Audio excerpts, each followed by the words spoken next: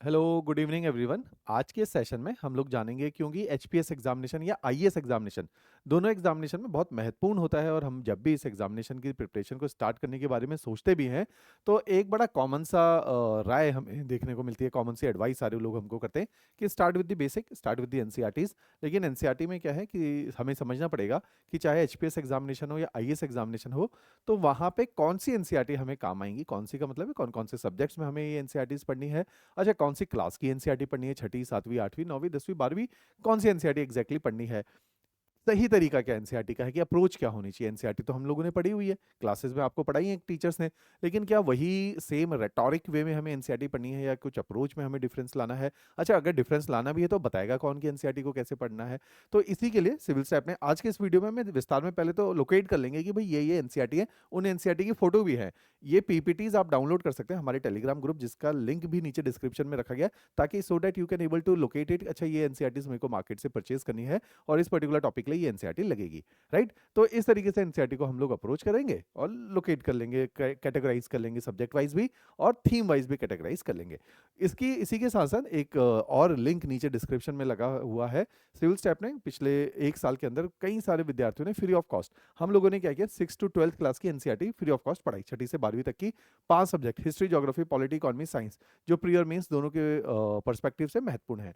तो ये जो 5 एनसीईआरटीज हम लोगों ने पढ़ाई है वो फ्री है, तो उसका लिंक नीचे डिस्क्रिप्शन में देखिए। ऐसे आप देख सकते हैं, ज्योग्राफी एनसीईआरटी, इकोनॉमी एनसीईआरटी है ना, polity NCERT, history, science NCERT, और इस तरह से एक एक एनसीईआरटी। जैसे lecture number 1 introduction to geography, lecture number 2 solar system, solar system के नोट्स, लेक्चर 3 जियोमॉर्फोलॉजी, जियोमॉर्फोलॉजी के नोट्स, तो लेक्चर नोट्स, इस तरह से एनसीईआरटी को हम लोगों ने पढ़ाया गया। तो ये महत्वपूर्ण है आप लोगों के लिए। अगर आप एनसीईआरटी को देखेंगे तो आपको क्लैरिफाई होगा जो मैंने पूछा कि कैसे पढ़नी है, कि हमने लोकेट तो कर ली कि मेरे सामने 10 एनसीईआरटी पढ़ी है, ज्योग्राफी की 11 पढ़ी है, लेकिन इन 11 की सीक्वेंस क्या होनी चाहिए, है ना, या क्या सही तरीका होना चाहिए, तो वो यहाँ पे पढ़ाया भी गया है और तरीका भी आप लोगों को बताया गया है। तो ये जरूर आप लोगों ने देखना है, नीचे डिस्क्रिप्शन में इसका लिंक है, फ्री कोर्स है, एब्सोल्युटली फ्री कोर्स है, तो ये आपको हेल्प करेगा इस तैयारी को एम्बार्क करने से पहले।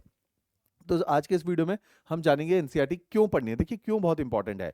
फिर जानेंगे कि अच्छा कौन सी पढ़नी है, पढ़ने का तरीका क्या होगा, how we are suppose to approach these NCERT. तो ये इस तरीके से एनसीईआरटी को देखेंगे। सबसे पहला सवाल है जो आपके जहन में भी आता है कि क्या केवल ये बेसिक स्क्रैच बुक है जो कि हमें पूरी कोचिंग करने से पहले या सेल्फ स्टडी में बड़ी किताबें पढ़ने से पहले पढ़ लेनी चाहिए। तो उसका जवाब देखिए, सबसे पहला है कि ये एक तो फाउंडेशन को बिल्ड करते हैं, जो कि मैं बार बार इस शब्द पे फोकस भी कर रहा हूं कि they are the building block of a whole preparation. Second है, एनसीईआरटी के अंदर जो इन्फॉर्मेशन है वो ऑथेंटिक है और एनसीईआरटी इजीली अवेलेबल है। अच्छा, अवेलेबल के साथ साथ अफोर्डेबल भी है। अफोर्डेबल किस लिए, अगर आप सॉफ्ट कॉपी में पढ़ सकते हैं तो ये फ्री ऑफ कॉस्ट है, गवर्नमेंट की वेबसाइट है एनसीईआरटी की, वहां से आप डाउनलोड कर लीजिए, फ्री ऑफ कॉस्ट है। अच्छा, अफोर्डेबल है इसलिए। अच्छा, अगर आप मार्केट से हार्ड कॉपी भी खरीदोगे तो सस्ती है, 55, 60, 70, 80 रुपए की एनसीईआरटी है। लेकिन अच्छा, एनसीईआरटी हैं बहुत सारी, टोटल 40 एनसीईआरटी हैं अगर मैं यहाँ पे दिखाऊं जो हमें पढ़नी है।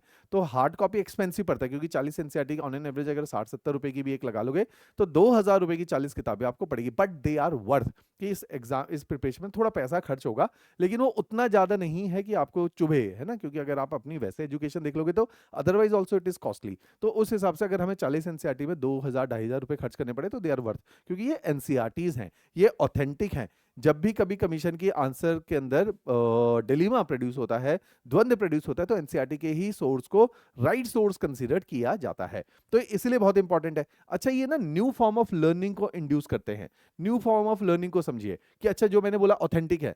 अगर आप एनसीईआरटी के किसी भी पेज को स्टार्टिंग में खोलोगे, हर सब्जेक्ट की एनसीईआरटी को, कुछ सब्जेक्ट को कॉमन लोगों ने लिखा है, अलग अलग सब्जेक्ट को अलग अलग लोगों ने लिखा है। तो एक एक एनसीईआरटी को 11-11, 12-12, 14-14 प्रोफेसर्स ने लिखा है। हम कोई किताब पढ़ते हैं, हमने एम लक्ष्मीकांत पढ़ी, एक व्यक्ति ने लिखी है, स्पेक्ट्रम पढ़ी, एक व्यक्ति ने लिखी है।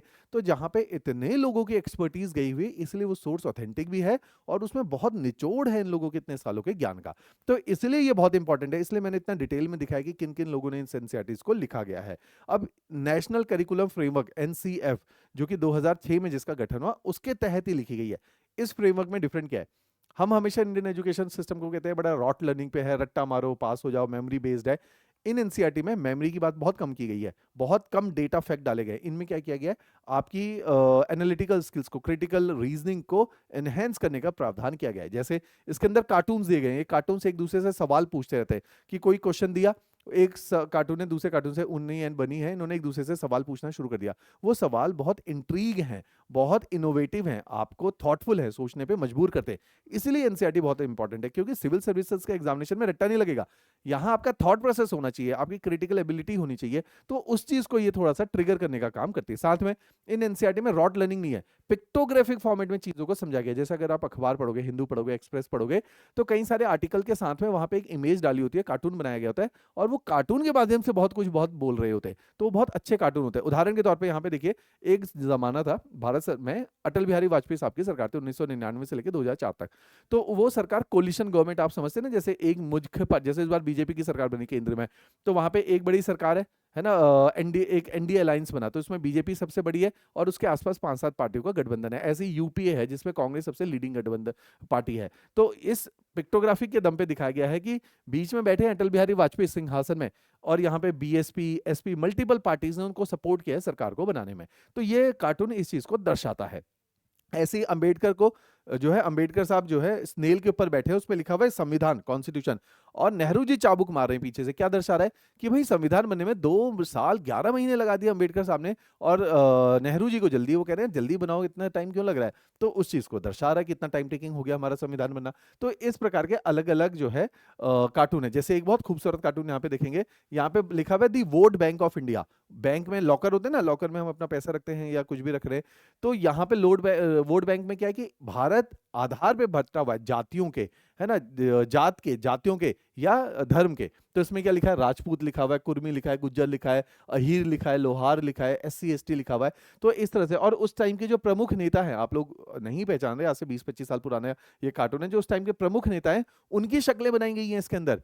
तो इस तरह से कार्टून बहुत कुछ बोलते हैं, तो इनोवेटिव लर्निंग को इंड्यूस कर रहा है, राइट। तो इसलिए एनसीईआरटी पढ़ना बहुत आवश्यक है। अब इसमें जो मैंने बोला टोटल 40 एनसीईआरटी लगेंगी, सब्जेक्ट वाइज ये एनसीईआरटी लिखी हुई, हिस्ट्री में 11, ज्योग्राफी में 8, पॉलिटी में 7, इंडियन इकोनॉमी में 4। तो ये सारी एनसीईआरटी हम लोगों को पढ़नी है। तो इस तरीके से एनसीईआरटी को फिर हम लोग फॉलो करेंगे। क्लियर। अब देखते हैं कि एनसीईआरटी के सब्जेक्ट कौन कौन से हमने पढ़ने हैं।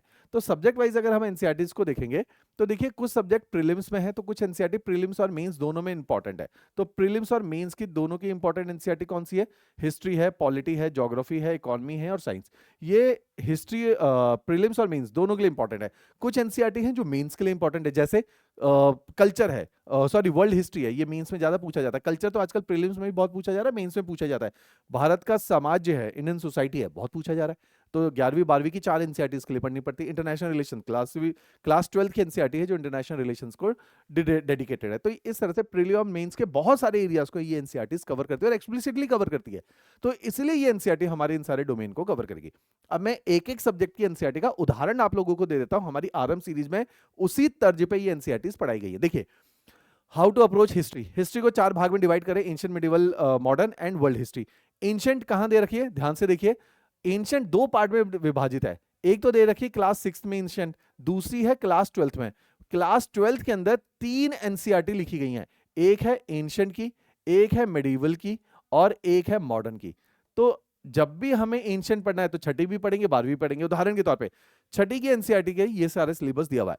इसी का रेप्लिका आपको 12वीं की एनसीईआरटी में मिलेगा। देखिए, इंडस वैली सिविलाइजेशन उस अच्छा, हिस्ट्री को देखो कितनी अच्छी खूबसूरती से एनसीईआरटी लिख रही है। हमारे जहन में हिस्ट्री का मतलब होता था तारीख है, तारीख है, इसका बेटा राजा है ना, अकबर का बेटा कौन है, शाहजहां का जहांगीर का बेटा कौन है, और उसके बाद शाहजहां का बेटा कौन है। तो हम हिस्ट्री को डेट से जो है रिलेट करते थे। एनसीईआरटी कहती नहीं, हिस्ट्री ऐसा नहीं है। हिस्ट्री में राजा भी है, प्रजा भी है, लोग भी है, विमेन भी है, और फार्मर कम्युनिटी भी है, आर्टिशंस भी हैं, ट्रेवलर्स भी हैं। तो इतिहास में तो बहुत कुछ घटा है। उसकी इकोनॉमिक हिस्ट्री, उस समय का समाज कैसा था, उसके बारे में भी जानना है। तो हिस्ट्री को जब हम पूरे स्पेक्ट्रम को देखेंगे तब हम उसे हिस्ट्री बोलेंगे। तो इसी तर्ज पे एनसीईआरटी लिखी है। इसमें डेट्स की बात नहीं करी। देखिए क्या कह रही है कि Indus valley civilization, king, farmers, towns. तो आप सारी चीजों, किंग्स क्या कर रहे हैं, फार्मर्स क्या कर रहे हैं, टाउनशिप कैसी है। अच्छा, kingship, caste and class. Caste का क्या सिस्टम है, क्लास, इकोनॉमिकली किस तरह के लोग हैं वहां पे, थिंकर्स, बिलीफ एंड बिल्डिंग्स। कि लोग कैसा सोचते हैं, थिंकर्स, बड़े बड़े थिंकर्स उस टाइम पे क्या कर रहे हैं, क्या बिलीफ सिस्टम है, किस प्रकार का आर्किटेक्चर बिल्डिंग डेवलप हो रही है। तो इस तर्ज पे ये एनसीईआरटीज लिखी गई है, तो बहुत जबरदस्त है। लेकिन जब आप पढ़ोगे तो आपको बहुत पेचीदा लगेंगी, क्योंकि आपके दिमाग में वो हिस्टोरिकल क्रोनोलॉजी सेट नहीं हुई।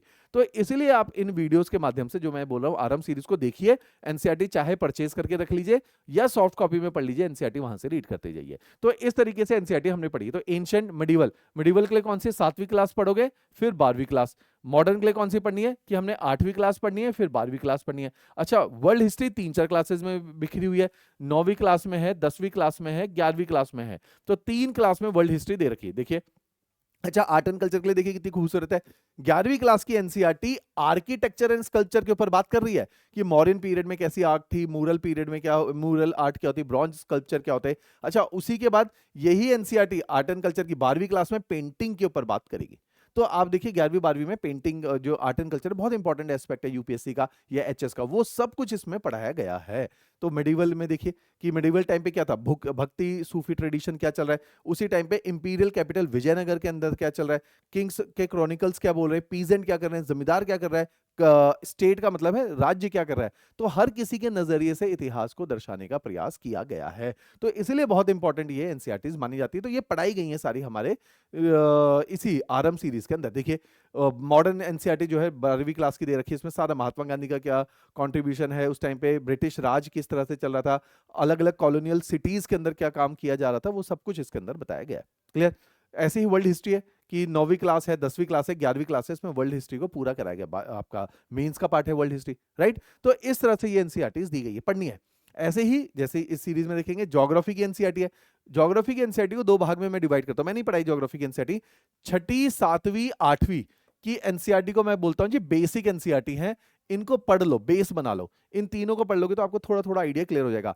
9वीं, 10वीं, 11वीं, 12वीं, देखो कितनी एनसीईआरटी हो गई, 11वीं 12वीं में 2-2 एनसीईआरटी हैं, तो 4 एनसीईआरटी हो गई। 6ठी, 7वीं, 8वीं, 9वीं, 10वीं, 5 एनसीईआरटी ये होगी। तो 9 एनसीईआरटी ज्योग्राफी के अंदर टोटल हमें देखने को मिलती है। तो अब मैंने कैसे पढ़ा है, मैंने 9वीं की एनसीईआरटी मान लीजिए उठाया, उदाहरण के तौर पे आपको दिखाता हूं। 9वीं की एनसीईआरटी का सिलेबस हूबहू वैसा है जैसा 11वीं की एनसीईआरटी का। तो 9th और 11th एक साथ पढ़नी होती है हमने। इसको बोला जाता है एनसीईआरटी के अंदर, ये वर्ड याद रखिए, वर्टिकल लिंकिंग।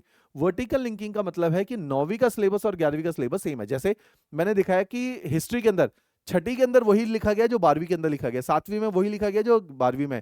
तो 12वीं में क्योंकि 3 एनसीईआरटी हिस्ट्री के अंदर, तो हमने इस तरीके से बताया गया वर्टिकल लिंकिंग। अगर मैं इंडस वैली सिविलाइजेशन पढ़ाऊंगा 6ठी में, तो मैं 12वीं का भी इंडस वैली सिविलाइजेशन को कवर करूंगा। तो हम as a concept of Indus valley Civilisation from both the NCERT will cover in a single lecture. तो similarly in geography also what we are doing is, अगर मेरे को इंडिया पढ़ाना है तो मैं 9वीं में भी इंडिया पढ़ाऊंगा और 11वीं में जो इंडिया दे रखा है उसको भी एक साथ पढ़ाऊंगा। अगर मैं 9वीं में फिजिकल फीचर ऑफ इंडिया पढ़ाऊंगा तो 11वीं में जो स्ट्रक्चर फिजियोग्राफी दे रखा है उसको भी पढ़ाऊंगा। तो इस तरीके से पढ़ेंगे। ड्रेनेज पढ़ेंगे तो वहां पर भी ड्रेनेज दे रखा है। ऐसे क्लाइमेट पढ़ेंगे तो 11वीं में भी क्लाइमेट दे रखा है। नेचुरल वेजिटेशन 9वीं में है तो 11वीं में भी नेचुरल वेजिटेशन है। तो हमने वर्टिकली एनसीईआरटी को लिंक करके पढ़ाया। यही अप्रोच है सिविल सर्विसेज की, जो मैं यहां आपको बताने का प्रयास कर रहा हूं। क्लियर। तो इस तरीके से ये एनसीईआरटी पढ़ाई गई। तो कहने का मोटा मोटा मतलब क्या है कि हमने एनसीईआरटी, जैसे पॉलिटी का उदाहरण लेते हैं। पॉलिटी के अंदर डेमोक्रेसी चैप्टर 3-4 जगह दे रखा है। तो अगर हम डेमोक्रेसी को समझना है तो हमें 3-4 अलग अलग क्लासेस के एनसीईआरटी को पढ़ना है। जैसे ये एनसीईआरटी है क्लास 8th की, इसके अंदर संविधान के बारे में दे रखा है, आइडिया ऑफ सेकुलरिज्म दे रखा है, और यही आइडिया क्लास 11th की एनसीईआरटी में भी दे रखे हैं। तो हमें इनको कोरिलेट करते हुए पढ़ना है। अगर आइडिया ऑफ डेमोक्रेसी दे रखा है, अगर आप देखोगे ये 9वीं क्लास की एनसीईआरटी है जहां डेमोक्रेटिक राइट दे रखे हैं, डेमोक्रेसी क्या होती है, क्यों चाहिए, तो ये सारी बातें दे रखे। इसी को अगर हम देखेंगे 10वीं क्लास में फिर से डेमोक्रेसी एंड डाइवर्सिटी की बात की गई है।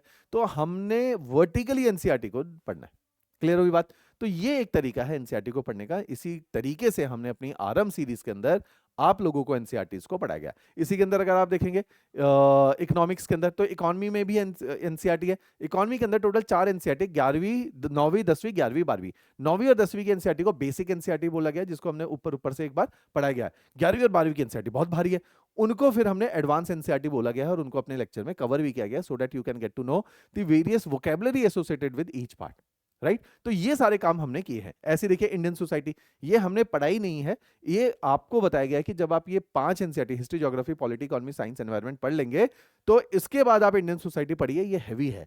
तब आपको समझ आएगा। 11वीं और 12वीं में ये 4 एनसीईआरटी की फोटो लगा रखी है, पीपीटीज को डाउनलोड कर लेना टेलीग्राम ग्रुप से, वहां पे ये आपको मिल जाएगी। राइट, ऐसी 12वीं की एनसीईआरटी है। इंटरनेशनल रिलेशन की इस तरह से दिखा है, जिसमें कोल्ड वॉर क्या था, कैसे बाइपोलैरिटी, बाइपोलर वर्ल्ड हो गया था, एक तरफ यूएसए एक तरफ यूएसएसआर है, यूएसएसआर का डिसइंटीग्रेशन हो गया 1990 ऑनवर्ड, तो यूएसए जो है अकेला जो है सुपर पावर बन गया, तो एंड बाइपोलर वर्ल्ड खत्म हो गया, यूएस की हेजीमनी हो गई, दादागिरी चल गई, तो उसके ऊपर एनसीईआरटी है। कंटेम्प्रेरी साउथ एशिया में क्या चल रहा है, भारत साउथ एशिया का हिस्सा है, वहां पे क्या चल रहा है, पूरे वर्ल्ड में सिक्योरिटी का सिनेरियो क्या चल रहा है, ग्लोबलाइजेशन एज अ कॉन्सेप्ट क्या होता है, तो ये सारी बातें एनसीईआरटी के अंदर लिखी गई हैं, तो इनको आपने जरूर पढ़ना है। क्लियर? तो इसी के लिए मैं ये आरएम सीरीज आपको बार बार पिच कर रहा हूं कि ये बहुत इंपॉर्टेंट है। अगर हम एचएएस और आईएएस की तैयारी कर रहे हैं, सेल्फ स्टडी करनी है, उनके लिए तो बहुत महत्वपूर्ण है कि सेल्फ स्टडी के लिए एनसीईआरटी आपको पढ़नी आवश्यक है। इसके अलावा अगर वैसे भी कभी कंफ्यूजन हो रही है एनसीईआरटी को पढ़ने में, या कोई डाउट आ रहा है, तो यहाँ पे मैं ऑफिशियल नंबर भी शेयर कर रहा हूँ, ये नंबर नीचे डिस्क्रिप्शन में भी दिया गया है, तो आप इस नंबर पर मेरे को कॉल करके बात कर सकते हैं। क्लियर है बात? चलिए, thank you everyone, thanks a lot.